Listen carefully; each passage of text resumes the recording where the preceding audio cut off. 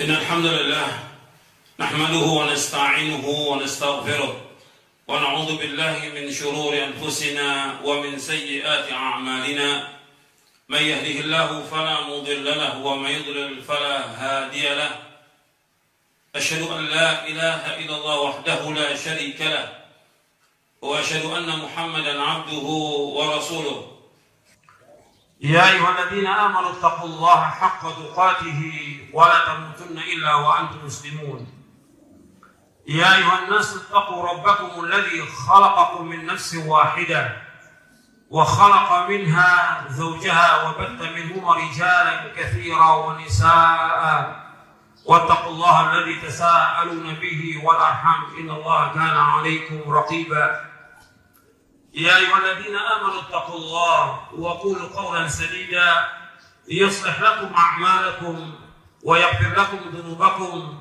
ومن يطع الله ورسوله فقد فاز فوزا عظيما أما بعد فإن أصدق الحديث كتاب الله وخير الهدي هدي محمد صلى الله عليه وعلى آله وسلم وشر الأمور محدثاتها وكل محدثة بدعة وكل بدعة ضلالة وكل ضلالة في النار.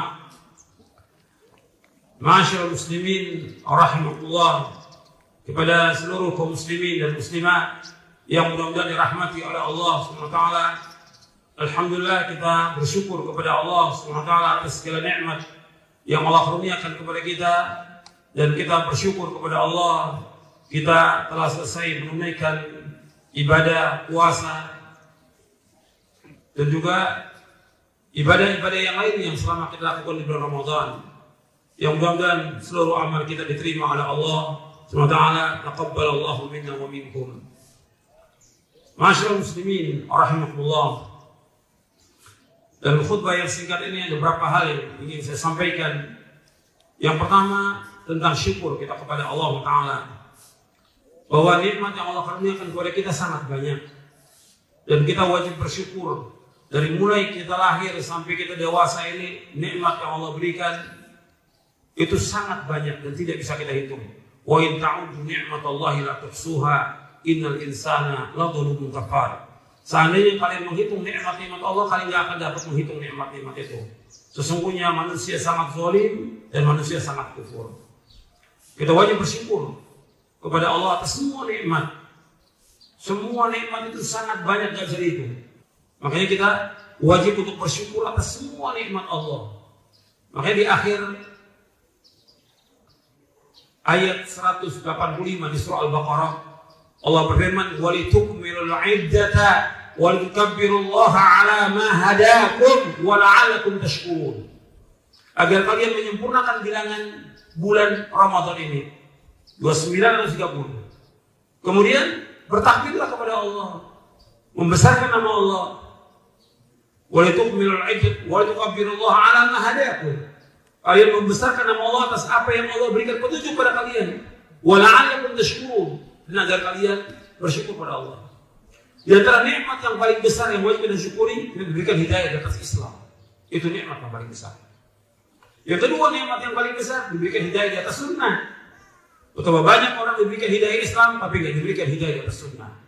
Ini nikmat yang besar, diberikan hidayah di atas sunnah, berjalan di atas Quran was sunnah ala fahmi salaf. Ini nikmat yang paling besar dari semua nikmat yang ada.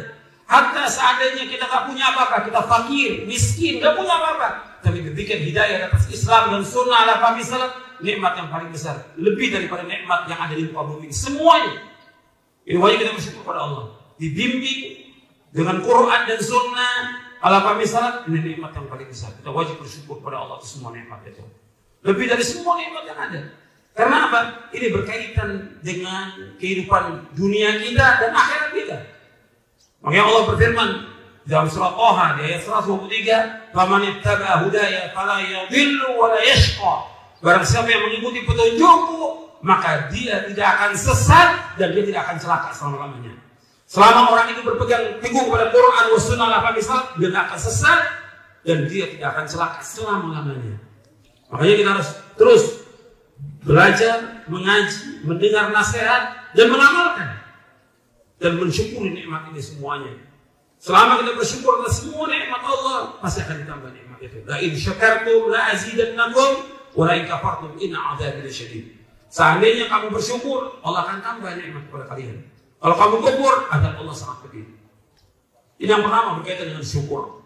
Dan kita harus menjadi hamba Allah yang bersyukur. Dan Nabi selalu berdoa agar menjadi hamba yang bersyukur. Dan kita setiap hari selalu mengucapkan kalimat itu setelah selesai sholat atau di akhir sholat. Allahumma a'inni ala dzikrika wa syukrika wa husni ibadatik. Ya Allah, tolonglah aku untuk selalu berzikir kepadamu, bersyukur kepadamu, dan memperbaiki ibadah kepadamu. Yang kedua, yaitu sabar.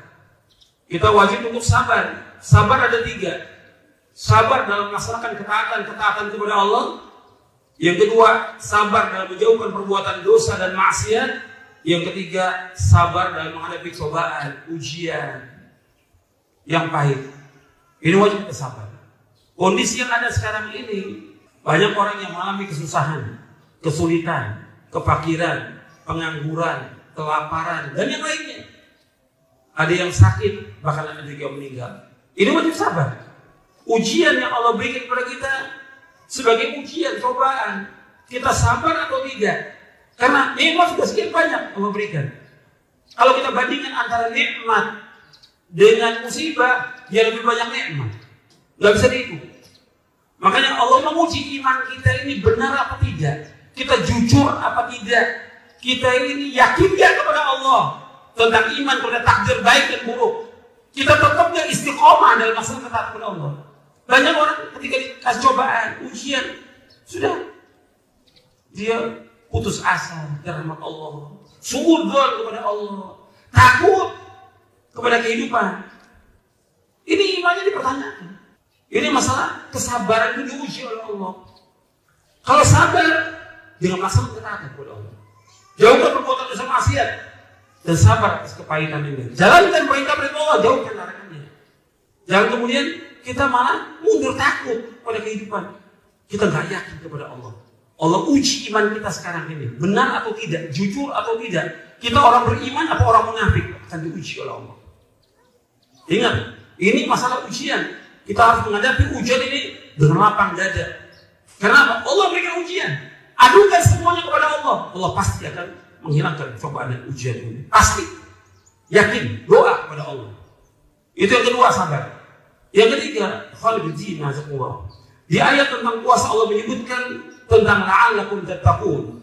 La'allakum yattaqun. Di ayat 183 Allah sebutkan tentang la'allakum tattaqun, agar kalian bertakwa kepada Allah. Di 187-nya la'allahum yattaqun, agar mereka bertakwa kepada Allah. Takwa artinya kita melaksanakan perintah-perintah Allah dan menjauhkan larangannya. Yang paling asas di dalam takwa mentauhidkan Allah. Baik dalam rububiyah, uluhiyah, asma wa sifat. Mengesahkan Allah, meyakini bahwa pencipta itu hanya satu. Yang menciptakan Allah, yang memberikan rezeki Allah, yang menghidupkan, mematikan, memberikan cobaan, ujian, mengangkat musibah, mengangkat wabah, hanya satu itu Allah, gak ada yang lain. Ini harus kita yakin, tauhid, dan menjauhkan segala macam perbuatan syirik. Ini takwa. Kemudian laksanakan lagi takwa kepada Allah tentang orang tua kita. Wajib kita berbuat baik pada orang tua. Perhatikan, selama masih ada orang tua kita bertakwa kepada Allah tentang orang tua kita. Berbuat baik. Orang tua ini jalan kita menuju surga. Wajib untuk berbuat baik. Gak boleh berkata pada orang tua, gak boleh berkata gak boleh kurang ajar sama orang tua. Apa yang bisa kita lakukan untuk orang tua, lakukan. Berbuat baik kepada orang tua. Karena itu jalan kita menuju surga. Itu perhatikan, takwa kepada Allah tentang orang tua kita. Nabi juga menyuruh untuk takwa kepada Allah tentang istri kamu. Didik gak istrimu? Fattaqullaha fin nisa, bertakwa kepada Allah tentang istri kamu. Bertakwa kita. Didik gak istri ini menjadi istri yang salehah, taat, mengerjakan kewajiban, menjauhkan larangan, mengerjakan sunnah, menjauhkan bid'ah. Anak-anak juga demikian. Harus itu takwa kepada Allah. Takwa juga hubungan dengan tetangga, bertakwa kepada Allah. Jangan sampai mengganggu orang lain. Jangan membuat orang lain tidak nyaman, ya. Gak boleh. Kita harus saling menjaga hubungan. Begitu dalam masyarakat. Takwa kepada Allah dalam hubungan kita tentang dagang dan segala macam. Kalau utang kita harus bayar dan segala macam. Itu takwa kepada Allah mana yang luas. Itu takwa yang disebutkan oleh para ulama berkaitan dengan takwa. Allah menyuruh kita agar kita bertakwa dengan puasa ini. Berarti keadaan kita setelah puasa lebih baik daripada sebelumnya. Keadaan kita lebih baik. Kita harus bertakwa kepada Allah dan menjauhkan perbuatan dosa dan maksiat. Kita ingin puasa kita diterima oleh Allah.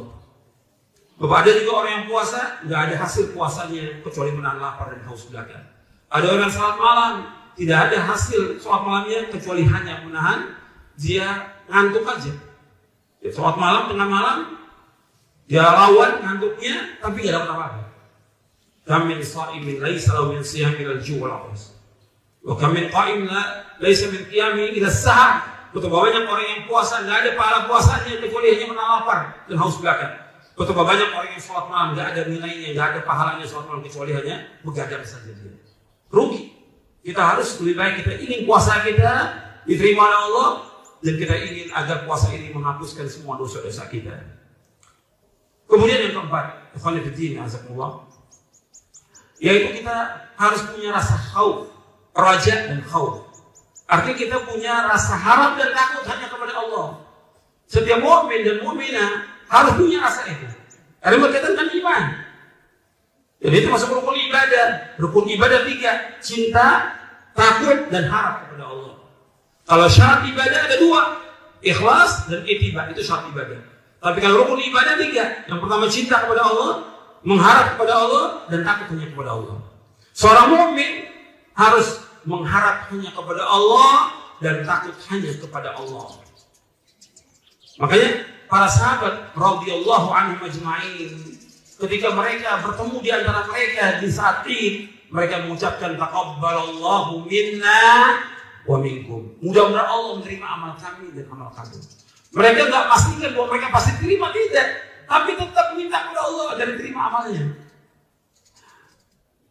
Allah berfirman dalam surah Al-Mu'minun di ayat 60, Allah berfirman, "Walladzina yu'tuna ma atau wa qulubuhum wajilatun annahum ila rabbihim raji'un." Dan orang-orang yang memberikan apa yang Allah berikan kepada mereka dalam keadaan mereka takut dan mereka yakin bahwa mereka pasti kembali kepada Allah. Ketika ayat ini turun, Aisyah radhiyallahu anha wa ardhaha, Ummul Mukminin radhiyallahu anha berkata, "Ya Rasulullah, apakah yang dimaksud dalam surah Al-Mu'minun ayat 60 ini berkaitan dengan orang yang mencuri, berzina, dan minum khamr dan dia takut kepada Allah?" La ya binta Siddiq. La ya binta Abu Bakar. Tidak. Yang dimaksud dalam ayat ini yaitu orang yang yusallun wa yasumun wa yatasaddaqun. Yang dimaksud ayat ini adalah orang yang sholat, puasa dan bersedekah. Dan mereka yakhaf alla yuqbala minhum, dan mereka yakhafun, mereka takut tidak diterima amal mereka. Perhatikan, orang beriman sudah sholat, puasa, zakat, sedekah, qiyamul lail, apa yang semua dilakukan, tapi tetap dalam hati mereka takut tidak diterima amalnya. Itu yang Allah sebutkan dalam surah Al-Mu'minun di ayat 60. Orang beriman seperti itu. Tidak memastikan amal saya ini pasti diterima. Tidak. Tetap doa, ya Allah, mudah-mudahan puasa saya, sedekah saya diterima, ya Allah. Makanya para sahabat bertemu di antara mereka mendoakan taqabbalallahu minna wa minkum. Mudah-mudahan Allah terima amal kami. Tidak memastikan diterima amalnya. Apakah itu sholat, puasa, zakat, haji, umroh. Di kita ini banyak sudah haji dikasih haji. Nggak ada dalam Islam. Belum tentu juga diterima hajinya. Tetap berdoa belum diterima. Tapi memastikan amalnya diterima tidak boleh. Ini perhatikan. Ini ayat Al-Quran dan ini penjelasan dari Rasulullah SAW. Kemudian yang kelima, azakumullah, yang pertama tentang syukur. Yang kedua sabar. Yang ketiga yaitu kita takwa kepada Allah. Yang keempat yaitu kita khaufur raja, takut dan harap kepada Allah. Yang kelima yaitu kita istiqamah. Setelah selesai kita melakukan puasa Ramadan, qiyamul lail, baca Al-Quran, ngatamkan Quran, kemudian yang lain amal soleh yang baik yang banyak kita lakukan, bukan berarti hanya untuk Ramadan saja, bukan. Tapi bagaimana kita terus setelah Ramadan ini lanjutkan amal-amal ibadah itu. Puasa tetap kita lanjutkan dengan puasa Syawal, 6 hari bulan Syawal. Kata Nabi SAW, "Man shama Ramadhana thumma atba'u sittan min Syawal kana qasiyan min dahr." Barang siapa yang puasa Ramadan kemudian diiringi dengan 6 hari Syawal, maka seperti dia puasa setahun penuh. Qiyamul Lail juga demikian, tetap kita lanjutkan Qiyamul Lail. Meskipun tarawih telah kita lakukan, tetap sholat malam lakukan. Sholat malam keutamanya sangat banyak sekali keutamaan sholat malam. Dan itu sholat malam. Gak mampu 11, ya tetap kita lakukan 2, kemudian ditambah dengan witir. Dan terus seperti itu lakukan. Karena apa? Amal yang paling utama itu yang terus, yang dawam. Kita sedekah, jangan berhenti, terus sedekah setelah Syawal ini. Baca Quran, terus baca Quran. Bukan berarti di Ramadan bisa hatam 5 kali, atau 4 kali, atau 3 kali, atau 2 kali. Setelah Ramadan ditinggalkan Quran, tetap dibaca. Nabi bersabda dalam hadits yang sahih yang diriwayatkan oleh Imam Bukhari, "Ahabbul a'mali ila Allahi adwamuha wa in qalla." Sebaik-baik amal itu yang terus-menerus, yang kontinu. Artinya amal yang paling dicintai oleh Allah, amal yang paling dicintai Allah adalah yang terus, yang kontinu terus-menerus. Wa in qalla, meskipun amal itu sedikit. Jadi akhwani fiddin, azakumullah, bahwa kita harus terus setelah Ramadan ini dawam. Artinya kontinu melaksanakan ketaatan-ketaatan. Karena ketaatan nggak bisa lepas dari kehidupan seorang mukmin. Ibadah nggak bisa lepas dari kehidupan seorang mukmin. Dia wajib untuk ibadah sampai kapan? Sampai mati. Allah berfirman kepada Nabi Muhammad SAW dalam surah Al-Hijr di ayat yang terakhir. Allah berfirman, "Wa'bud rabbaka hatta ya'tiyakal yaqin." Beribadahkan kepada Allah sampai datangnya al-yakin untuk kematian. Terus ibadah kepada Allah, nggak boleh lepas. Dan yang sudah kita lakukan dari ibadah ini, kemudian kita tinggalkan, kita berdosa. Kenapa? Kita meninggalkan sesuatu yang baik. Ini amal-amal sunnah, tapi nggak boleh tinggalkan. Nabi mencela. Nabi bersabda kepada Abdullah bin Amr bin As radhiyallahu anhu dalam hadits yang sahih yang diriwayatkan oleh Imam Ahmad, Bukhari, Muslim dan yang lainnya. Nabi bersabda SAW, "Ya Abdullah, la takun mithla fulanin kana yaqumul laila fataraka qiyamul lail." Wahai Abdullah, janganlah kamu seperti si fulan. Tadinya rajin dia sholat malam, kemudian ditinggalkan sholat malam itu. Kalimat dari Nabi SAW ini sahih, Imam Ahmad, Bukhari, Muslim dan lain. Kata Nabi SAW, "Wahai Abdullah, jangan kamu seperti si fulan." Ini yang kalimat seperti ini bukan pujian, ini celaan. Jangan seperti si fulan. Tadinya rajin sholat malam, sekarang tinggalkan sholat malam. Ini celaan. Artinya nggak boleh. Kalau dalam amalan sunat aja nggak boleh, apalagi amalan yang wajib. Dia biasa sholat berjamaah, sekarang tinggalkan sholat berjamaah. Ini celaan bagi orang. Biasa nuntut ilmu, sekarang kan nuntut ilmu lagi. Ini celaan bagi orang ini. Nuntut ilmu wajib. Sholat berjamaah wajib bagi laki-laki. Nuntut ilmu wajib bagi laki perempuan. Begitu juga amal-amal yang lain. Baca Al-Quran, sedekah dan yang lainnya. Yang sudah rutin dilakukan, kemudian ditinggalkan. Ini salah.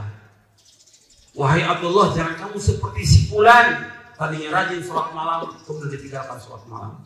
Ini termasuk orang yang meninggalkan kebaikan, kewajiban, atau yang sunnah ditinggalkan. Orang yang seperti ini termasuk kufur nikmat. Dijelaskan oleh Syekh Muhammad bin Shalih Al-Utsaimin rahimahullah di dalam kitabnya Syarah Riyadhus Shalihin. Ketika menjelaskan hadis ini, orang yang sudah terbiasa melakukan amal-amal soleh ditinggalkan, maka dia kufur nikmat. Lagi yang wajib, seperti sholat berjamaah, seperti yang menuntut ilmu wajib, ditinggalkan. Ini orang kufur nikmat. Itu penjelasan Syekh Muhammad bin Shalih Al-Utsaimin. Artinya istiqomah itu kita tetap dalam ketaatan terus menerus. Seorang mukmin nggak bisa lepas dari ibadah kepada Allah, nggak bisa lepas dari. Kita hidup untuk ibadah. Allah ciptakan kita untuk ibadah, maka lakukan ibadah itu terus menerus dan sampai kita diwafatkan oleh Allah. Dan setelah Ramadan ini kita berusaha bagaimana keadaan kita lebih baik, ibadah kita, dan juga perhatikan hati kita. Kita berusaha bagaimana membersihkan hati kita dari sifat dengki, iri, sombong, kemudian serakah, tamak kepada dunia dan yang lainnya. Itu harus bersihkan.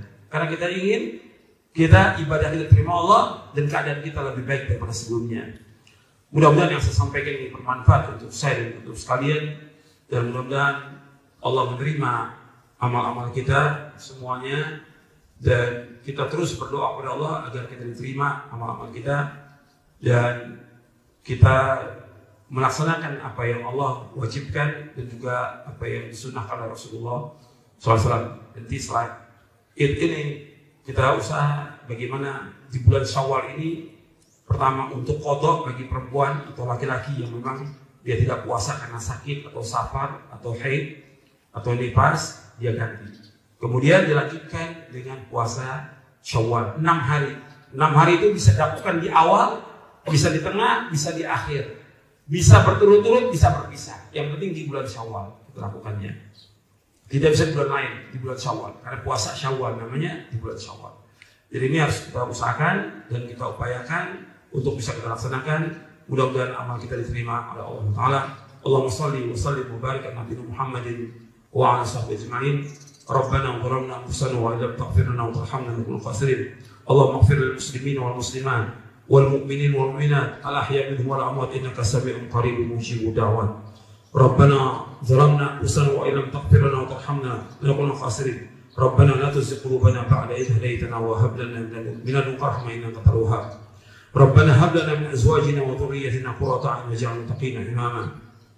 Rabbana اللهم اقسم لنا من خشيتك ما تحول به بيننا وبين معاصيك ومن طاعتك ما تبلغنا به جنتك ومن اليقين ما تهون به علينا مصائب الدنيا اللهم متعنا بأسماعنا وأبصارنا وقوتنا ما أحييتنا واجعله وارث منا واجعل ثأرنا على من ظلمنا وانصرنا على من عادانا ولا تجعل مصيبتنا في ديننا ولا تجعل الدنيا أكبر همنا ولا مبلغ علمنا ولا تسلط علينا ما لا يرحمنا اللهم إنا نسألك العفو والعافية والمعافاة في الدنيا والآخرة اللهم إنا نسألك العفو والعافية والمعافاة في الدنيا والآخرة اللهم إنا نسألك العفو والعافية والمعافاة في الدنيا والآخرة ربنا آتنا في الدنيا حسنة وفي الآخرة حسنة وقنا عذاب النار وصلى الله على محمد صلى الله عليه وسلم تقبل الله منا ومنكم السلام عليكم ورحمة الله وبركاته.